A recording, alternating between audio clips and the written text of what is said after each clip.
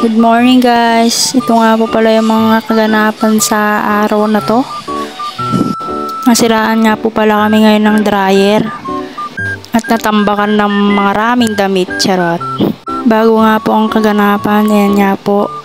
Naglinis muna kami ng kinaumagahan. Ayan nga po, ginupit-gupit ko na yung mga sabon dyan para hindi nakakalat. Pangit kasi tignan pag nakakalat, di ba?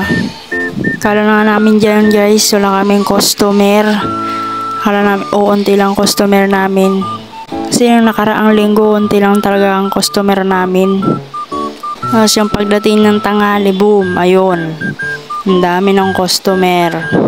Hanggang sa nasiraan din kami ng isang dryer. Yan. Dati na pong sira yung isang dryer, tapos sumunod naman po itong nasa baba. Tapos pinatawag na rin po namin yung gagawa dyan. Yan, chinecheck na po dyan ni Tatay Binir kung kakayanin pa ba, pero sa masamang palad talaga hindi po nakayanan ng dryer. Yan nga po, tinawagan na namin yung mga maggagawa. Ang dami po namin labahan, natambakan na kami sa dryer guys. Yan nga po, chinecheck niya rin yung unang nasira, kaso wala talaga, hindi siya umiikot guys. Natambakan po talaga kami dyan ng marami guys. Ayan nga po, chinecheck ni tatay.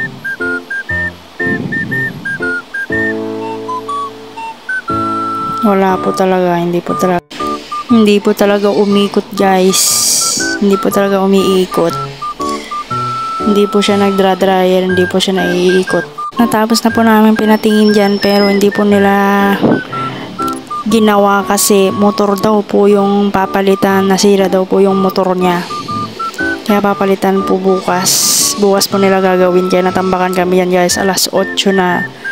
Ayan, dami pa namin labahan guys. Ayan po, natambakan kami dyan sa dryer. Dryer lang po talagang kailangan namin dyan.